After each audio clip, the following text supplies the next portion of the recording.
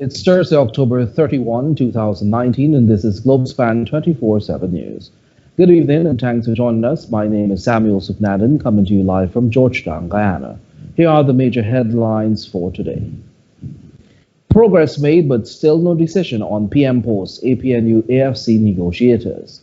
The decision to remove names from the official list of electors is legal, says GCOM chairwoman. Go Invest poised to enhance economic diversification and trade promotion. Triple drug therapy initiative launched to up the ante against filaria. And attack to partner with police force, Tourism Month officially launched. Over to you, Whitney. Thank you, Samuel. Good evening. Here are the headlines in the diaspora, the region, and around the world. An elderly man bullied on Queens-bound A train, 1,000 ammo rounds seized and 2 arrested in Trinidad and Tobago, 2 killed in Bolivia post-election clash, and 74 killed in a horrific Pakistan train fire. These stories and more in a short while. And now our sportscaster, Kingsley Brown, with headlines for today. Thanks, Whitney. Here's some of the stories we'll be covering in tonight's Sportscast. The 59th National Schools Championship slated for November 17 to 22. And 2 Guyanese selected to play in West Indies Super 50 Cup. And Washington Nationals win their first ever World Series titles. Back to you, Samuel. Thanks, Kingsley. And now for a look at the news. Following an hour-long meeting at State House, the smaller coalition party, the Alliance for Change AFC, has agreed to resume talks with the APNU following the discussion between the party leaders on Thursday. The AFC, which according to the current accord is responsible for the selection of the prime ministerial candidate, has selected its leader Kemraj Ramjatan to run for the post, and this has been a bone of contention with the APNU, declaring that the responsibility lies with the president. This back and forth resulted in a temporary pause in the negotiations, which according to both parties have prompted an entire review of the Cummingsburg Accord, the marriage document of the governing coalition. President David Granger, in his capacity as leader of the APNU, and Minister Ramjatan, who is currently acting as Prime Minister, met at State House at 11 hours on Thursday. They were accompanied by Minister of Public Health and Chairman of the People's National Congress Reform, Walter Lawrence, and AFC General Secretary David Patterson, who are the party's focal persons in these negotiations. Minister Lawrence, following the meeting, seemed optimistic that things were back on track and relayed that, and I quote, "The meeting was very good." Lawrence also added that when grilled for on the issue of the PM candidate, said, "We'll always be one, never severed," citing a Siamese twin as an example of the union. The minister, who is the lead negotiator, admitted that there were some bumps in the negotiation process, but is optimistic that the current impasse will be a fleeting memory. Meanwhile, Minister Patterson, who represents the AFC in the talk, said, "Progress has been made. Both sides have some work to do, and we have agreed we will do the work as soon as possible," but did not entertain questions about direct engagements on the prime ministerial candidate position.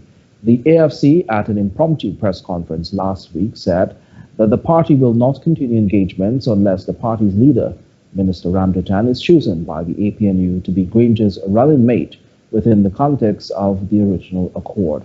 President Granger recently stated that a prime ministerial candidate can come from any one of the 6 parties which make up the coalition, and has hinted that the entire Cummingsburg Accord is under review.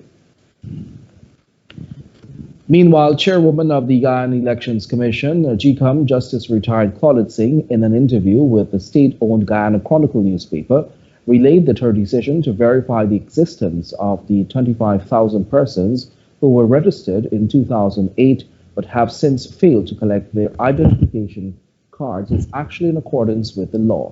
Following Tuesday's statutory meeting at the Elections Commission headquarters in Kingston, Georgetown, it was revealed that Justice Singh decided that persons would be given 21 days to uplift their ID cards, adding that failure to do so would result in their names being excluded from the official list of electors, OLE. In making her determinations on Tuesday, Justice Singh said, cognizant of the Chief Justice ruling that GCOM should consider other methods of verification, I rule that notices be registered post be sent to the last address of these persons, and also that their names be published in the daily newspaper. These persons should be given a period of 21 days to report to the registration offices in their respective areas.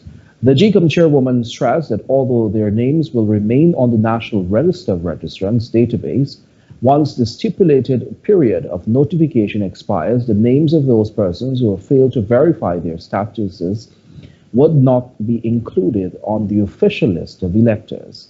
However, at his press conference on Wednesday, leader of the political opposition, Barry Jagdeo, said that any process that seeks to remove those names from the list is illegal and should not be allowed to succeed.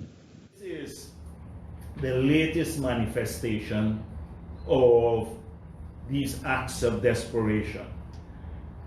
The proposal by the APNU commissioners to strike off the name of the voters from the from the OLE, the official list of electors, if they do not pick up their ID cards.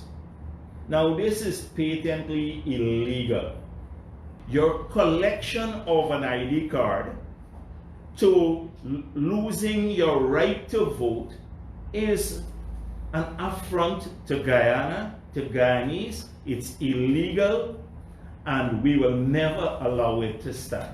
And all of those people who say that they believe that, they hold the right to vote sacred, all of these parties, the small parties and civil society, I hope they stand up on this one. However, she made it clear in her ruling that the names of those persons will not be removed from the National Register database, stating that GCOM would not have any does not have any legal authority to remove or deregister such a person who are otherwise qualified unless such registration can be cancelled pursuant to Section 8 and 15 of the National Act.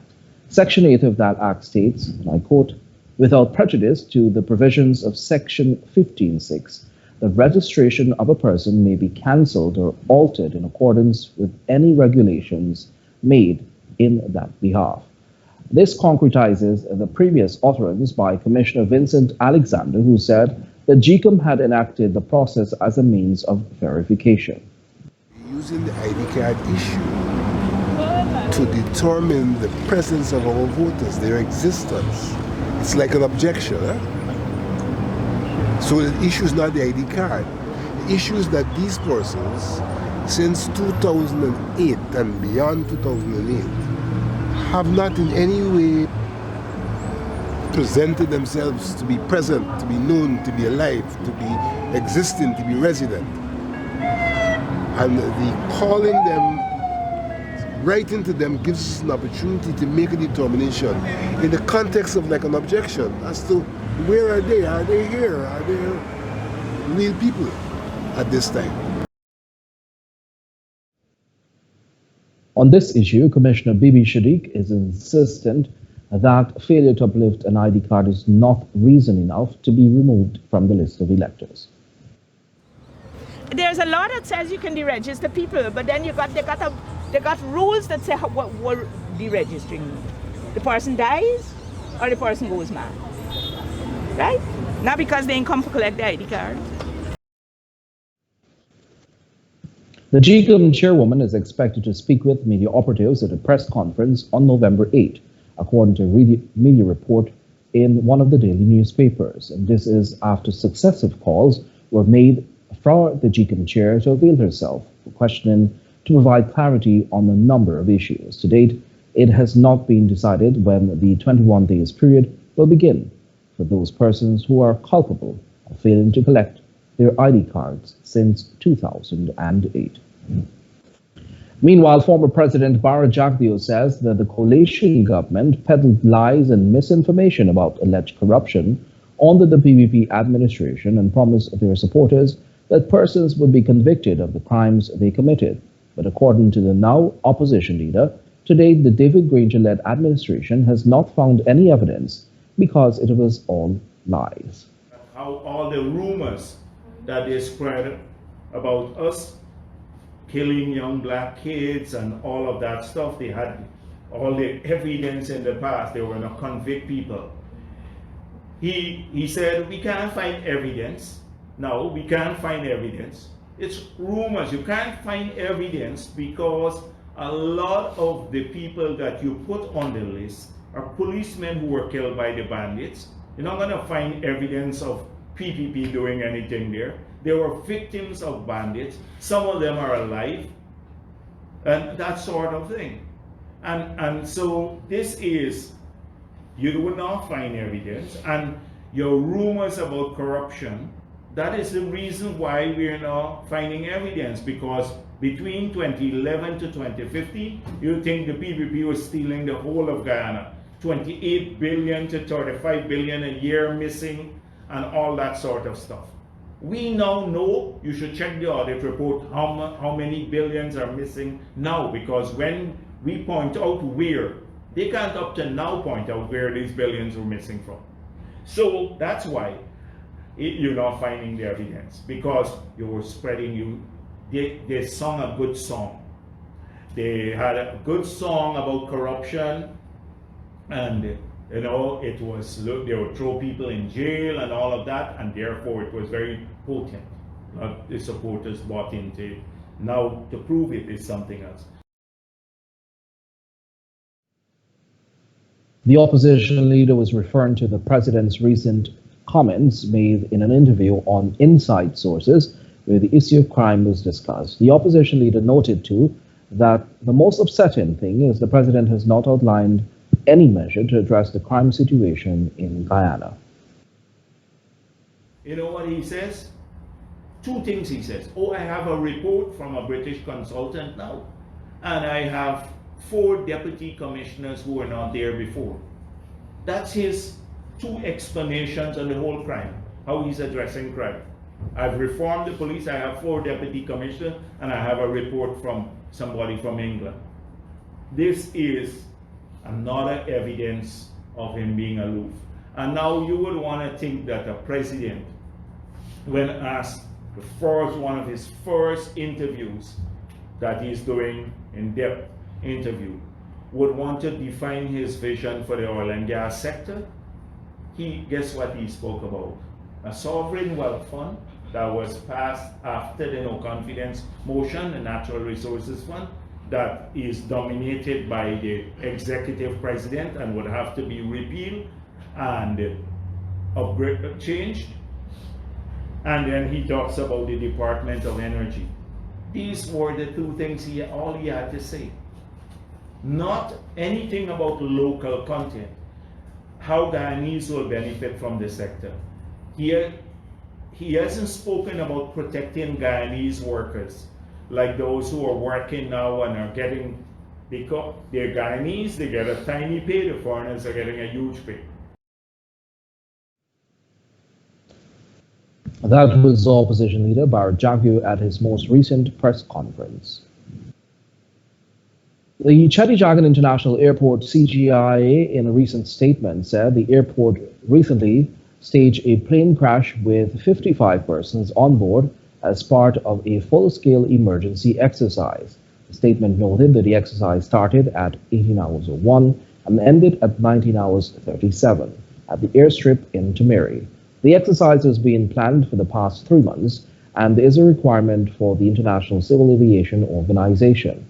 Operations manager and coordinator of the exercise, Alvin Majid, said, I quote, international airports are required to conduct such exercises at least once every 2 years, with the objective being to test responses by all personnel involved, emergency plans and procedures in emergency equipment and communication systems, end quote. Approximately 300 persons participated in the exercise from key agencies such as the Ghana Defense Force, the Police Force, Airport Fire Service, Customs and Immigration, Airport Security Unit, the Ghana Civil Aviation Authority, the Diamond Diagnostic Center, the Georgetown Public Hospital Corporation, airline operators, the Civil Defense Commission, and Port Health. The stage scenario involved an aircraft that crash landed and caught fire with passengers on board. Following the crash, The relevant agencies were notified. They saw the response being enacted in full force, with the first responders to the scene being the Aerodrome Fire Service, who extinguished the fire and rescued the aircraft occupants. The crash site area was then cordoned off by the airport security officers, CGIA and Special Constabulary officers, with support from the police, while GDF troops formed an outer cordon to further protect the area. The rescued persons were assessed at a triage site by medical personnel and then transported to a care area equipped with medical supplies and managed by doctors and other medical personnel. The most critical was evacuated via air by GDF helicopter to Georgetown, while the others were taken to the Diamond Diagnostic Center. A senior CGIA staff member served as the scene commander. The Emergency Operations Center was activated, and representatives from the agencies and the emergency committee members reported to the EOC to assist with the coordination of any request for resources and to assist with the decision making. The casualties in the simulated airplane crash were volunteers from various agencies across Guyana. Given the government's intention to completely eliminate the spread of an infection by microfilariasis, an official lymphatic filariasis campaign was launched on Thursday at the Stabroek Market Square, with a new treatment regimen being added to combat the disease. Kingsley Bryan tells us more in this report. This year's lymphatic filariasis elimination campaign officially kicked off at the Stabroek Market Square in Georgetown under the theme, "We share because we care." The government of Guyana, through the Ministry of Public Health, has been embarking on the usual pill distribution campaign to eradicate the disease completely by 2020. This year's regimen will be slightly different, given the addition of a new pill to the treatment. Deputy Chief Medical Officer Dr. Karen Boyle Campbell said while Guyana has been able to hit the 65% coverage in endemic regions, this year's campaign has been strengthened. We've sort of fortified our arsenal by adding another drug to the regimen, ivermectin. And so when you take the three drugs, you're going to be, in essence, covering all possibilities of a wide range of worm infestations, not only the filaria, even scabies and larva migrans, and a whole host of other unwanted or undesirables will be taken care of when you take the medication. Dr. Boyle Campbell said this year's strategy includes the mass distribution of A-class therapy, which, if done right, can secure better results for Guyana. And so the question is, we care, and that's why we're sharing, but do you care enough? Do you care enough to accept what's being offered? Once again, let me say, we're poised to reach elimination status come next year if we get it right this year and next year. The triple drug therapy initiative will shorten the number of years required to take filaria pills. PAHO WHO country representative Dr. William Adukro said data has shown that while great strides have been made, there needs to be a complete elimination of the disease. Gentlemen, the prevalence is falling, but we need to kill it completely. Minister of Public Health Valda Lawrence, in her remarks, said the campaign is to ensure a comfortable, healthy lifestyle for all Guyanese. That this is a continuation of the Ministry of Public Health's work to eliminate this dreaded disease from our country. Minister Lawrence also added that regions 8 and 9 are not significantly affected by the disease, so the focus of the triple drug therapy will be on the remaining 8 regions. To get the ball rolling, both Minister Lawrence and Doctors Adukro and Campbell took their pills on site. Lymphatic filariasis is a vector-borne disease caused by parasitic worms spread by mosquitoes. For Globespan 24x7 News, this is Kingsley Bryan. Thanks, Kingsley. Remember to like our Facebook page and subscribe to our YouTube channel for the latest news in Ghana, the Caribbean, and around the world. Coming up on the other side of the break, TAG to partner with the Guyana Police Force to introduce tourism police, and third pirate arrested over murder of quarantine fishermen. Do stay with us. Amros Travel Service is an IATA certified travel agency located in Trinidad and Tobago. We offer travel solutions for companies, individuals, and groups, including airfare, tours, packages, hotel accommodations, cruises, car rentals, honeymoon vacation, and much, much more. Our travel professionals are on call, ready and able to assist you with all your travel needs. Need to book that flight right now? Give us a call. Shaguanas at 1-868-653383. Valpark at 1-868-645-1604. Port of Spain at 1-868-625-0800. Or San Fernando at 1-868-652-4789. Remember, when you travel, Amros is the way to go.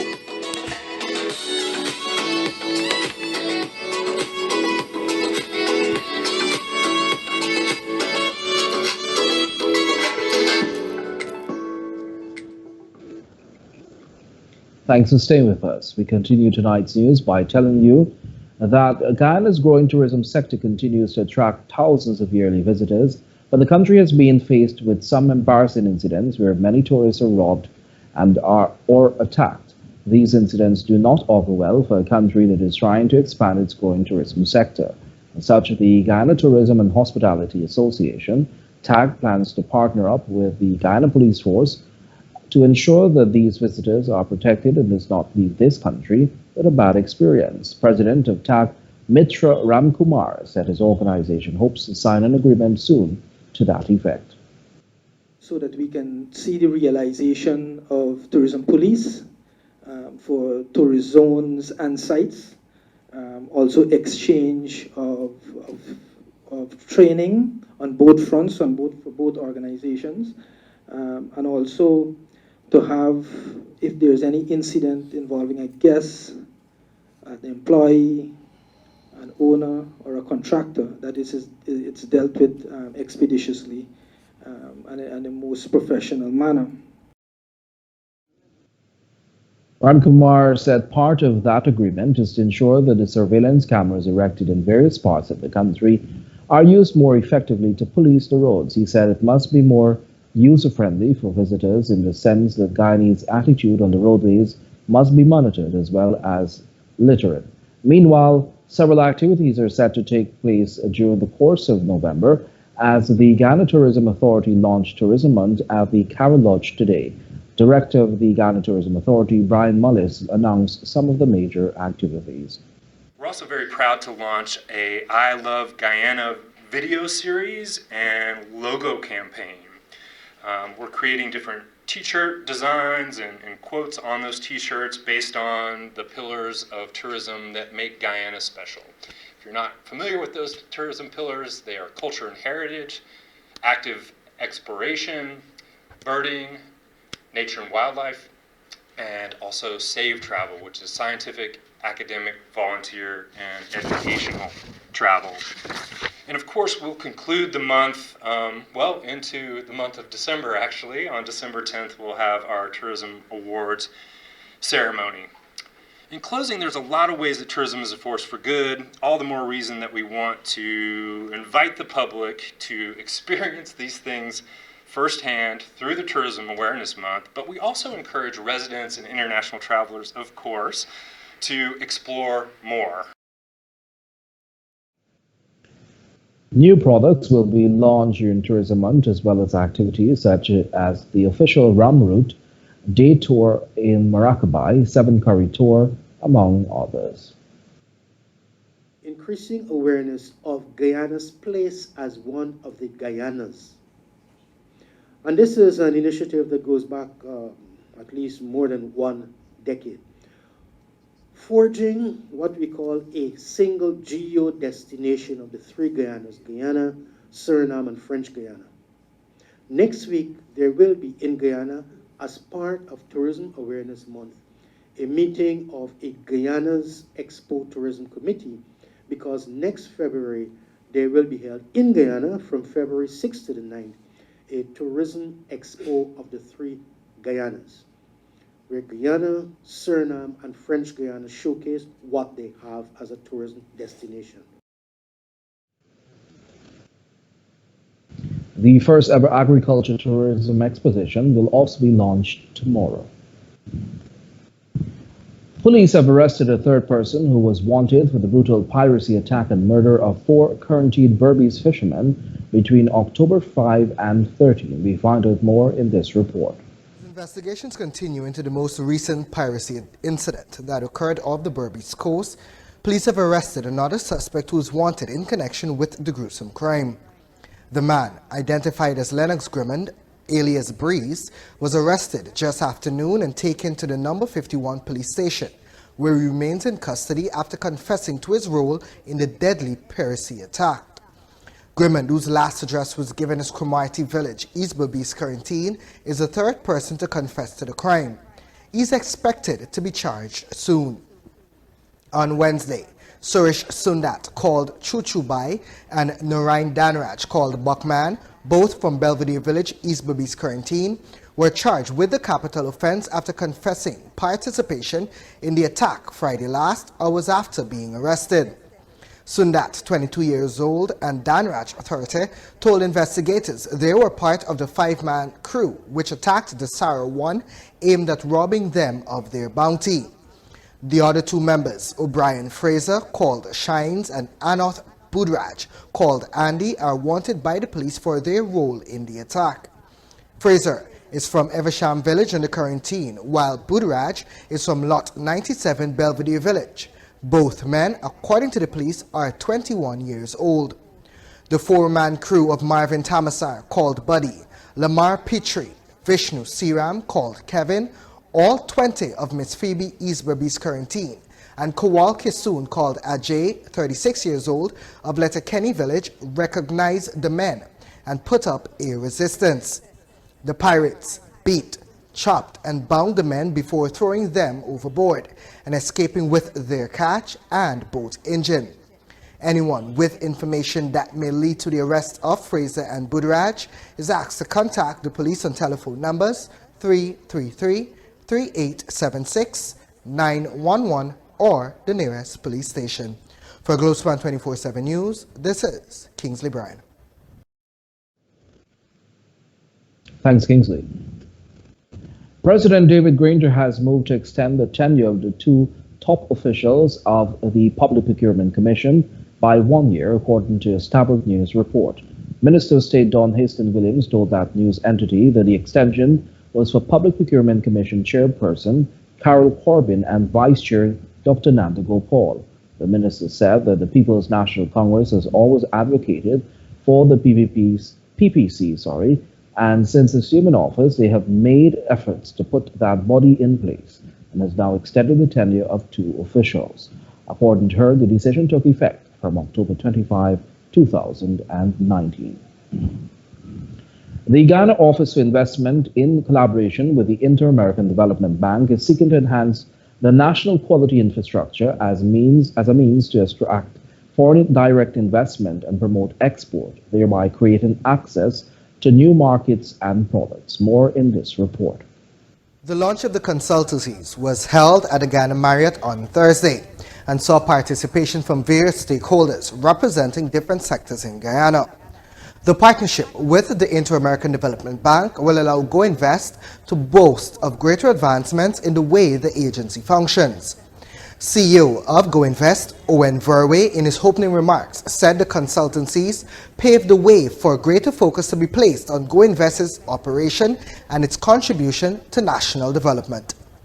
These consultancies will assist GoInvest significantly in terms of realigning our priorities, bringing better focus to the activities that we get involved in, especially those in the subsectors that will be identified for priority, and in turn, growth and development for Guyana. They will also provide us with a mechanism for the review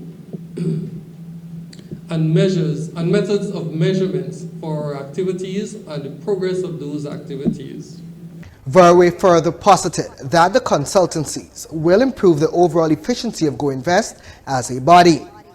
IDB representative in Guyana, Sophia McConnon, said the IDB continues to strengthen the capacity of such institutions in the region and has been a long-standing development partner of Guyana. In her view, these consultancies are occurring at an opportune time. Improving the skills and institutional capacity of GoInvest is clearly a step in the right direction. However, investment framework is only one part of the institutional environment. The literature suggests that institutional quality plays an important role in shaping the pattern of prosperity around the world. In this regard, countries that work towards strengthening the qualities of their institutions have generally been able to improve their development path, while those who poorly design institutions have been less successful. Furthermore, sustainable growth requires strong participation and openness of institutions. So considering good institutions matter and politics of economic are interconnected, continuing to work on well-designed political, social, and economic situation is a key step to achieve the goal of great economic development.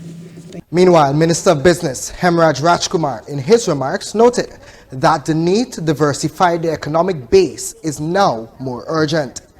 We have to resist the urge to place all our eggs in one basket, but to continue looking for ways to strengthen other economic sectors, to ensure they feature prominently in economic development. Thankfully, this is the path we are embarking on. Minister Rajkumar said in this regard he is proud that GoInvest has taken this step since it holds significant benefits. Part of creating a world-class economy is having public institutions to support it. Public agencies and institutions throughout Guyana have to become more nimble at facilitation instead of becoming bastions of bureaucracy. He concluded that it's hoped the outcome of these consultancies address the ideals of all stakeholders. For Globespan 24x7 News, this is Kingsley Bryan. And thanks again, Kingsley. Representatives of the European Union recently visited the Guyana National Broadcasting Authority, GNBA, and met with the chairman of the governing board, Leslie Sobers, as part of their exploratory and fact-finding mission to determine whether they should propose additional monitoring support to Guyana at the upcoming general and regional elections. The primary focus of the engagement was to garner an understanding from the GNBA on the state of affairs of the broadcasting landscape in Guyana and to establish from the authority its perspective as to whether citizens have easy access to information. The board chairman, in outlining the present state of the broadcasting sector, informed the EU representatives of the geographical zones established for television, radio, and cable broadcasting. The board chairman also informed EU representatives of the remit of the authority and, more specifically, what, how, and why the authority monitors broadcast content, and the fact that monitoring is done within the parameters of the law. He also gave a brief historical background on broadcasting in Guyana and the possible role of the GNBA in monitoring social media within the confines of the Cybercrime Act of 2016. The board chairman alluded to the fact that the GNBA will be collaborating with the Ghana Elections Commission, GCOM, and the Ethnic Relations Commission, ERC, as it relates to monitoring broadcast content at the impending elections slated for March 2020. It was also pointed out that the GNBA will be developing a citizen monitoring program that will further increase its monitoring capacity overall. The chairman also indicated to the representatives the level and ease of access to information available to Guyanese in various parts of the country. We are now on Twitter and Instagram, #Globespan24x7. Do follow us and spread the word. Coming up on the other side of the break with Whitney Prasad at our New York studio, 1,000 ammo rounds seized and 2 arrested in Trinidad and Tobago, and 74 killed in horrific Pakistan train fire. More coming up on the other side of the break. Globespan GT is a proud sponsor of Globespan 24x7 News. Here are some exciting news from Globespan GT. Fares have dropped for next year, starting January 20 to August. American Airlines has cheap fares on non-stop flights to New York. Flights are as low as $306 one way and $540 round trip, all tax included. Take advantage of these cheap fares on American Airlines non-stop flights to New York. Globespan has also cheap fares to Miami, Toronto, Canada, and the Caribbean. Call Globespan GT in Georgetown at 227-1701, that's 227-1701, or in Rose Hall call 337-4298, and New Amsterdam at 333-6230. That call Globespan GT in Georgetown at 227-1701, that's 227-1701, or in Rose Hall, call 337-4287. And in New Amsterdam at 333-6230.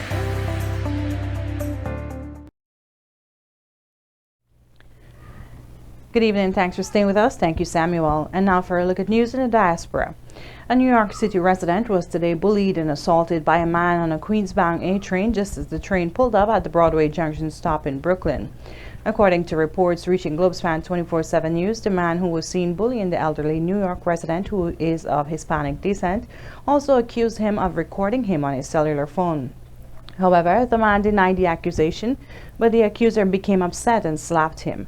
A source who conveyed this information said that the man also became agitated and started shouting threats at the Hispanic man. He didn't stop there. For being ignored, he retaliated by spitting on the man and two other passengers in the way, and then proceeded to exit the train. A report has been made regarding the issue. Police officers are usually stationed in subways and even ride the trains as part of routine patrol so that commuters can feel safe when traveling to and from their various destinations. New York City Metropolitan Transportation Authority has an ongoing campaign called If You See Something, Say Something, and commuters are encouraged to call 911 to report any incidents that may occur in the subway. The city has enforced this program with the intention, as soon as you notice any potential danger, tell a cop or MTA employee or call 888-NYC-SAFE. Police reportedly seized over 1,000 rounds of ammunition, and 2 persons have been arrested for possession of narcotics during Operation Strike Back 2 exercise in Port of Spain Division last night. The police, in a statement yesterday, said officers searched the area and found 160 grams of marijuana and 130 grams of cocaine. A 30-year-old man was arrested in connection with the finds. Another search, similar in nature, was executed and officers found 14.7 grams of cocaine. A male occupant of the home was arrested for the offense of possession of cocaine for the purpose of trafficking. An additional 75 grams of marijuana was found during a further search of the surrounding areas. The police service in the Twin Island Republic says several other road searches were also carried out and a total of 25 field interviews conducted. A combined weight of 239 grams of marijuana and 144.7 grams of cocaine was seized during the exercise yesterday. Investigations are ongoing. Reports coming out of Bolivia today said that 2 people have been killed in clashes between supporters and opponents of President Evo Morales. Tension has been picking up pace leading up to 2 weeks following the disputed presidential election results. A report said that the Organization of American States, OAS, will start an audit of the results on Thursday to decide if the polls should go into a second round. The official results gave Morales a big enough lead over his nearest rival, Carlos Mesa, to win outright in the first round. However, Bolivians say they are suspicious of the initial vote count, which was surprisingly interrupted for 24 hours on elections night. 10 days post-election were marred by mass protests, strikes, blockades, and clashes between those backing Morales and those behind Mesa. And the U.S. House of Representatives has formally passed a resolution that allows for the impeachment inquiry against President of the United States, Donald Trump, to begin. The new measure detailed how the inquiry will move into a more public phase. However, it will not vote on whether the president should be removed from office. It was the first test of support in the Democratic-controlled House for the impeachment process. The White House condemned the vote, which passed along party lines. Some 2 Democrats who were representing districts that Trump won in 2016 voted against the resolution, as well as Republicans, which was a total count of 232 in favor and 196 against. Reports said that President Trump is accused of trying to pressure Ukraine into investigating unsubstantiated corruption claims against his political rival Joe Biden and his son, who worked with the Ukrainian gas company. And Ontario's Health Minister Christine Elliott is urging citizens to get their flu shots. The minister said that last year 5,000 people were hospitalized due to the viral infection owing to non-vaccination. The minister says even if people aren't concerned about getting sick themselves, it is important to get the flu shot to protect family, friends, and neighbors. She says it is especially important for young children, pregnant women, and people aged 65 and older. Elliott pointed out that there is a lot of misinformation about vaccines, so she wants to stress that the flu vaccine is safe, free, and the best protection against getting sick. Flu shots are generally available at a family doctor, nurse practitioner's office, public health units, and participating pharmacies. Britain's opposition leader Jeremy Corbyn has vowed to change the British landscape by taking on his rivals, who he said runs a corrupt system, as he kicked off Labour election campaign. The party leader promised to restore public services and hit out tax cheats, dishonest landlords, bad bosses, and big polluters. In his speech, Corbyn called the 12 December poll a once-in-a-generation chance to transform the country. But Prime Minister Boris Johnson blamed Corbyn for the delay to Brexit. He expressed his frustration that the 31st October deadline had to be extended, but the Conservative election win would remove the logjam. Both leaders and those of other parties are beginning 6 weeks of campaigning. Ethiopian media has reported that some 78 people were killed in the violence which hit the country last week. This is according to the Prime Minister's press secretary. The minister said that security forces had arrested more than 400 people in connection with the killings and the destruction of properties. Reports stated that the violence broke out after an influential activist said on Facebook that the government was trying to endanger his life by removing his bodyguards. The government has since denied the allegations. The press secretary said the violence had an ethnic and religious dimension to it and had worsened by the involvement of forces that pushed to create a climate of fear and hopelessness. Police in the region, which was badly affected by the violence, had previously said that 68 people had been killed. 74 people have died after a train in Pakistan caught fire in the middle of its journey. Railway Minister Sheikh Rashid Ahmed said the fire started when a gas cylinder which passengers were using to cook breakfast on board exploded.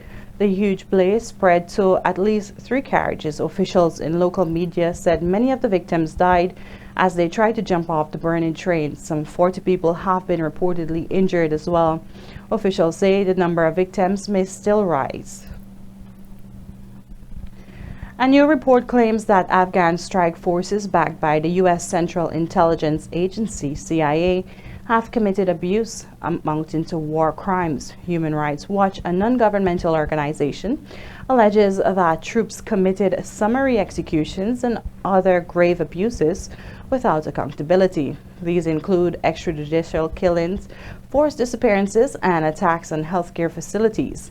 Afghanistan's government told the BBC the current situation was unacceptable. Disputing the report, the CIA said its covert operations were carried out in accordance with law and under a robust system of oversight.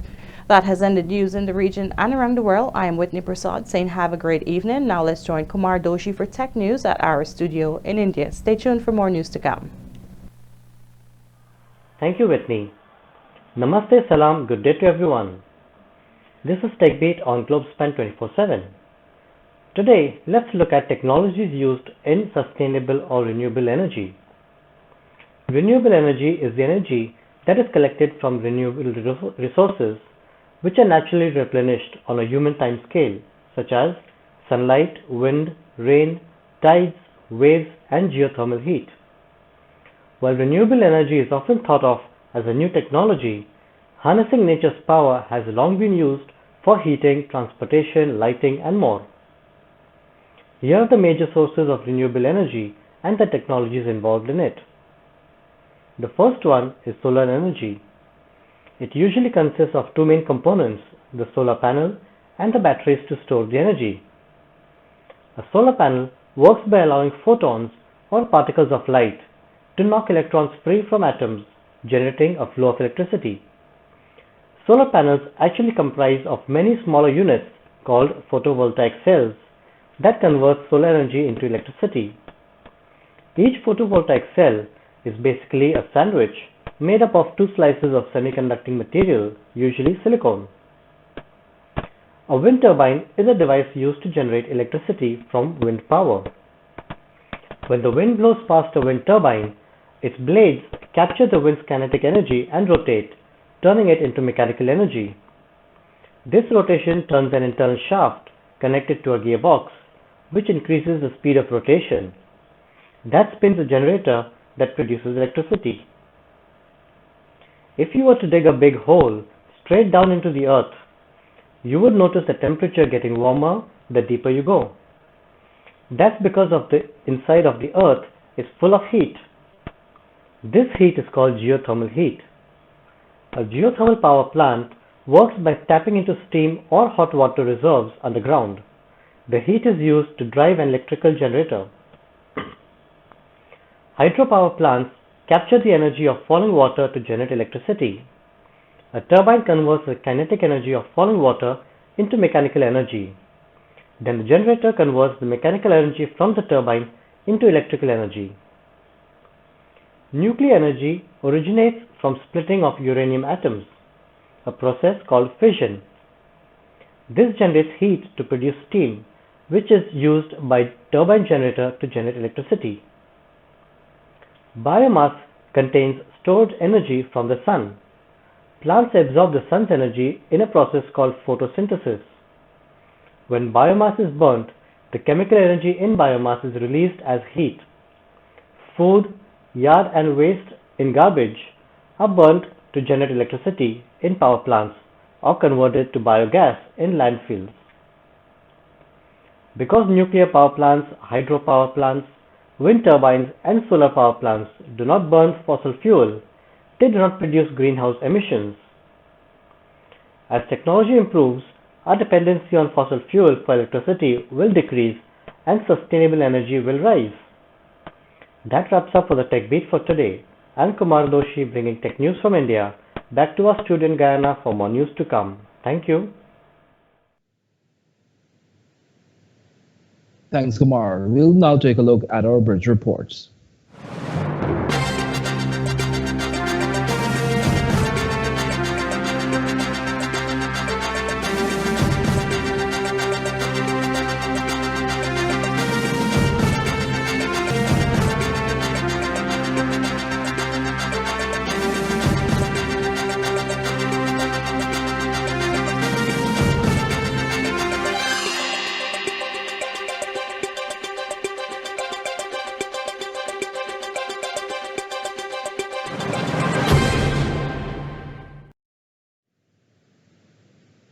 Now for a look at what's happening in the world of sport with Kingsley Bryan.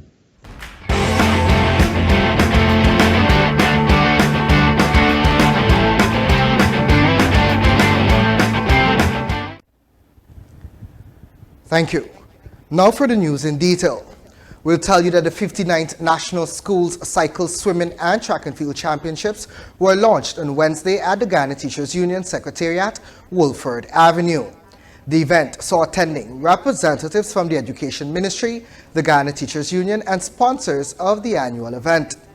General Secretary of the GTU, Coretta MacDonald, in brief remarks stressed that the championships, which will run from November 17 to 22, will not have a repeat of previous years, where the races are delayed, resulting in late competition times.